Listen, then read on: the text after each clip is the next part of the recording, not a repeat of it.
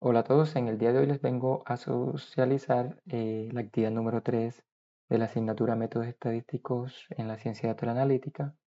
basada en el aprendizaje estadístico no supervisado. Mi nombre es Luis Ángel Quirós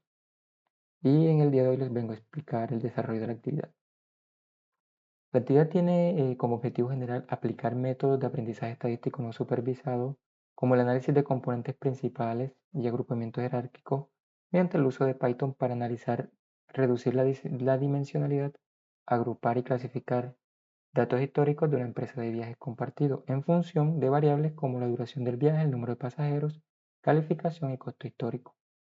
Los objetivos específicos son construir representaciones gráficas y tablas de resumen que sinteticen los resultados obtenidos en el análisis de componentes principales para identificar las variables más influyentes en la reducción de la dimensionalidad y la explicación de la varianza. Explicar los resultados de agrupamiento K-means para identificar patrones homogéneos entre los distintos segmentos de clientes y evaluar las diferencias en función de variables como el número de pasajeros y el costo de viaje. Finalmente, como objetivo 3, explicar los resultados obtenidos del agrupamiento jerárquico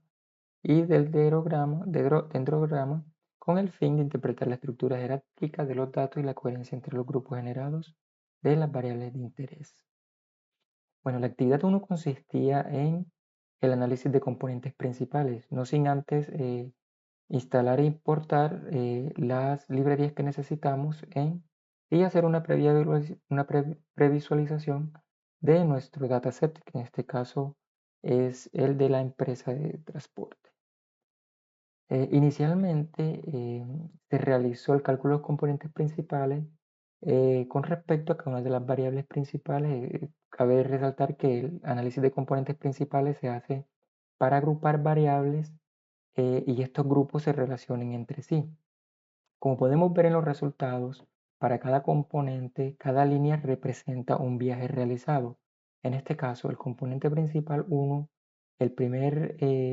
viaje en el componente principal 1 vemos un número negativo, menos 0.5, y en el componente principal vemos un número positivo. Lo que quiere decir que se proyecta, el resultado de este viaje se proyecta más en el componente principal 2. Asimismo, vemos que en la proporción de la varianza, para el componente principal 1 es de 0.32%, para el 2 del 27%, para el 3 del 0,17%, del 17% y para el 4 el 15%. Viéndolo desde el punto de vista de la variable acumulada, podremos no, disculpen, podemos constatar de que entre los tres componentes tenemos ya agrupado aproximadamente el 77% de la información, lo que quiere decir que podemos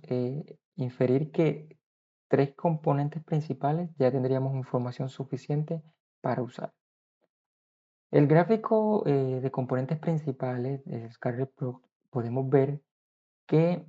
el número de componentes principales con respecto a la proporción de la varianza y vemos la línea trazada en el 80% de la varianza acumulada, vemos que se ubica más o menos entre 3 o 4 componentes principales, lo cual quiere decir que con 3 o 4 sería el número de componentes óptimo para tener la mayor cantidad de información agrupada, lo que lo podemos corroborar en el gráfico de loadings para componentes principales. Vemos que la expectativa de duración del viaje más el costo histórico del viaje está más agrupado al componente principal 1. Y para el componente principal 2, el número de viajeros con respecto al número de conductores, lo que quiere decir que el componente principal 2 está más enfocado a la oferta y la demanda. La actividad 2 consistía en el agrupamiento por K medidas. Como podemos ver en el gráfico de cluster de mean, de las medias, podemos ver que el cluster 3 es el que tiene una mayor relevancia, ya que tiene ya que tiene 310 datos agrupados. Y lo podemos corroborar con la frecuencia y el porcentaje acumulado de que es, que es del 31%, lo que quiere decir que el clúster 3 es quien tiene el tamaño más grande. En el gráfico de visualización del clúster podemos ver cómo los cuatro clústeres se encuentran distribuidos de manera asimétrica. Podemos visualizar cómo está la distribución de los datos. Lo que quiere decir que con respecto al clúster 1 y 2 tienen información suficiente para agrupar de manera equitativa cada uno de los clústeres, lo que nos lleva a corroborar de que la agrupación eh,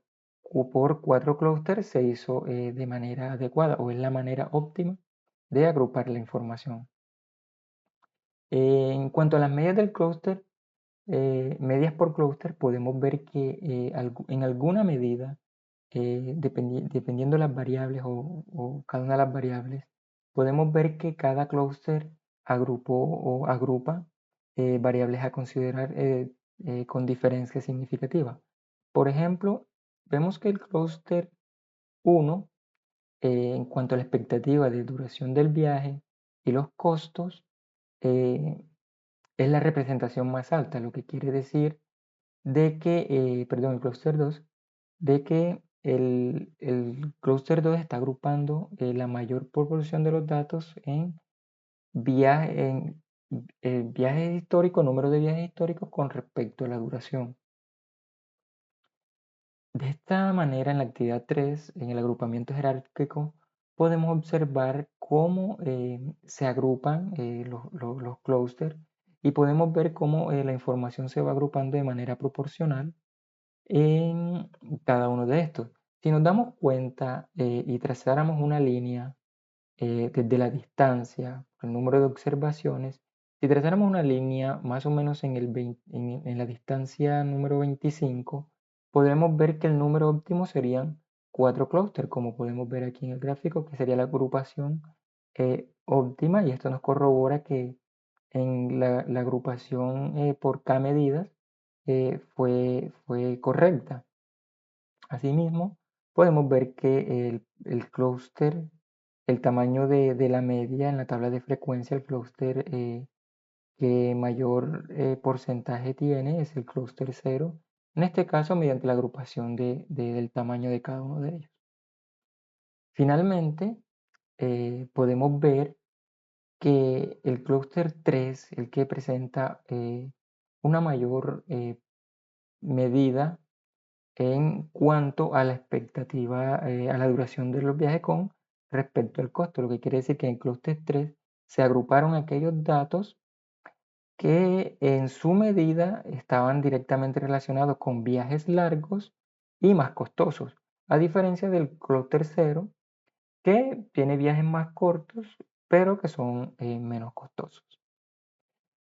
Lo que nos lleva a concluir que a través del análisis de componentes principales se construyó una matriz de varianza explicada y un screen plot que demostraron que las tres primeras componentes explican aproximadamente el 77% de la varianza total, lo cual justifica una reducción dimensional sin pérdida significativa de la información. El gráfico loading evidenció que las variables de experiencia de duración y histórico de costo son las que más influyen en la primera componente, que el número de viajeros con el número de conductores destacan en la segunda, facilitando la interpretación del espacio reducido. El agrupamiento de la escala medida nos dejó como resultado que 4 clusters son visualmente diferenciados en el espacio de las dos primeras componentes principales, conformando que el PCA fue útil para mejorar la agrupación y revelar los patrones ocultos. El análisis de estadísticas descriptivas por clúster permitió identificar diferencias claras en la divulgación del costo histórico del viaje, lo que sugiere que los segmentos pueden representar diferentes tipos de usuarios o hábitos de consumo diferenciados.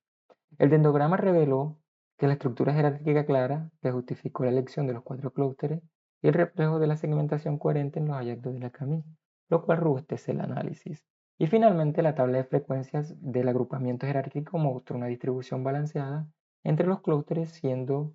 el grupo más numeroso, el clúster 0, que el 37 de los datos, lo que indica que el modelo logró identificar agrupaciones consistentes y útiles para posteriormente decisiones analíticas y estratégicas. Muchísimas gracias por su atención.